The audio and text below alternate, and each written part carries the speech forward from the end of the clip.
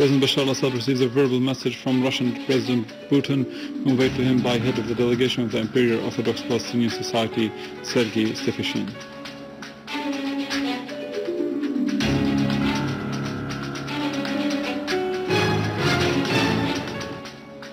Facts continue to unfold about young men being recruited to be sent as terrorists to Syria within the so-called French regiment.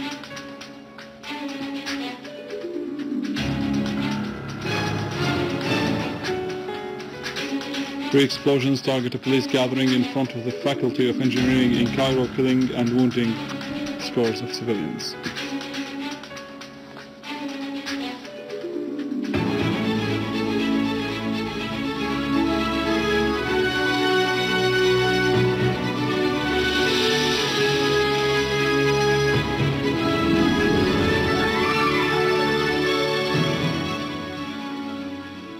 Good afternoon, this is news in English from Syrian television in Damascus.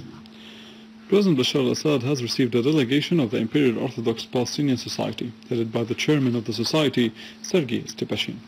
Mr. Stefashin conveyed a verbal message to President Assad from the Russian President Vladimir Putin, expressing Russia's determination to continue its support of the Syrian people in all domains, in confronting the war they are waging against international terrorism that has been backed by some Western and regional states. President al-Assad voiced appreciation for Russia's solid stance in solidarity with Syria and satisfaction over the level of cooperation and coordination maintained between the two friendly countries. President Assad said that the important role Russia is playing on the international arena today clearly contributes to drawing up a new map for a multipolar world that realizes international justice and serves the interest of the states and peoples who hold on to their sovereignty and independent decision-making. President al-Assad affirmed that the Syrian people have no other option but to triumph over Takfiri extremists, though thought that has intruded into our society through steadily adhering to the characteristics of diversification, modernization, and intellectual enlightenment that has distinguished this society, the Syrian society, for decades. On his part, Stefashin expressed his country's condemnation of the acts of killing and terrorization that have been targeting all the components of the Syrian society, the last of which was the terrorist attack on Kasab province. He pointed out that the society he chairs collects donations for the dispatch of humanitarian assistance to the people of that region. Iranian Assistant Foreign Minister Hossein Amir Abdullahian renewed his country's attitude regarding the support of security and stability in Syria during his meeting with the Emir of Kuwait, Sabah al-Ahmad al-Subah. Abdullahian said that there are regional sites which speak about arming the terrorist groups in Syria, thus deepening the crisis and spreading terrorism in the whole region. Abdullahian pointed out that Syria is leading a democratic path for solving the crisis through conducting elections. For his part, the Emir of Kuwait called for cooperation to confront extremism and find a political solution to the crisis in the country. One citizen has been killed and two others injured when two mortar shells fired by terrorists fell on the main entrance of Al-Fayha Athletic Hall building in Damascus. Another shell fell on the hall's garage, damaging 4 cars.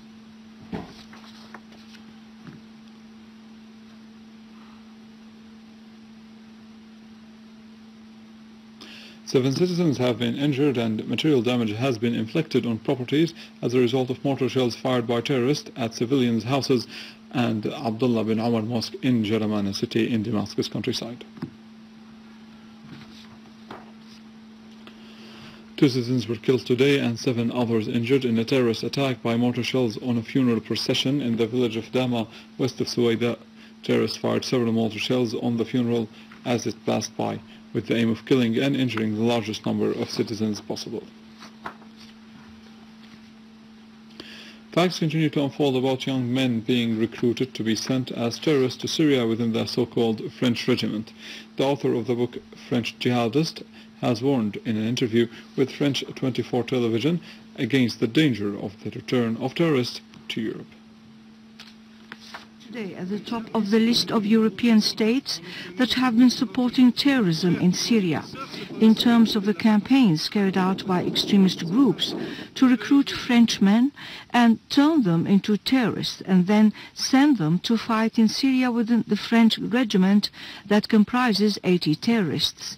David Thompson, the writer of the book The French Jihadists, has warned against the repercussions of the terrorists' return with criminal thought that seeks to hit governmental and civilian targets in Europe. Having been involved in supporting the terrorist groups with money and weapons, Western governments have started to express fears over the increasing number of its citizens who have been recruited in the ranks of the terrorists. This situation has represented a controversial issue and a source of concern for the European society that holds their governments responsible for their involvement in supporting the terrorists.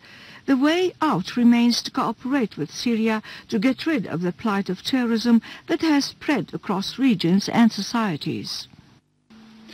Units of the Lebanese army continue to implement the security plan in the northern city of Tripoli. Units of the army entered the neighborhoods which separate between Bab al-Tabbani and Jabal Mohsen areas, removing barricades and roadblocks erected by armed groups in front of al-Nasiri Mosque in the city. The Lebanese army also assumed strong presence in the areas contested by some armed groups, as local residents expressed joy at the army's plan, which will eventually clear their city of armed terrorist groups and restore law and order to it. In Iraq, 6 people were killed and 17 others injured in 2 terrorist attacks. One of them targeted a military recruitment center in Kirkuk, and the other targeted a police patrol in Karbala, south of Baghdad. The first attack was carried out by a suicide bomber who detonated his explosive belt at the recruitment center, killing 6 volunteers and injuring 14 others. The second attack was carried out by armed men, injuring 3 policemen, including an officer, in the area of Saif Saad, south of Karbala. On the other hand, Iraqi security forces found a large factory for explosive devices and car bombs in the farms near Bahriz, south of Baquba. And in Egypt, a police officer was killed and several others were injured in 3 terrorist blasts that took place at Al-Nahda Square in front of Cairo University today.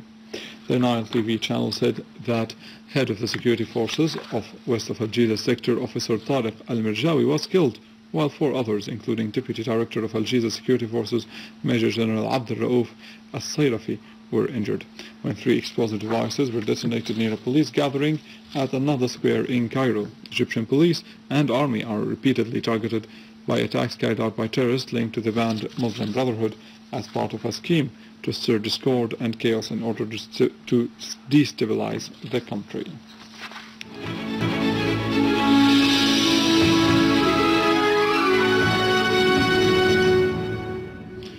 Erdogan's police used force to disperse massive demonstrations in several Turkish cities in protest against the faulty results of the municipal elections held recently, especially in Ankara and Istanbul. Riot police fired water cannons in Ankara to disperse thousands of Turks, demanding a partial recount of national polls, as the opposition said it would contest some of the results. The protesters, calling for a recount of the Ankara results, which was particularly close, gathered in front of the Supreme Electoral Council shouting, "Thief Erdogan."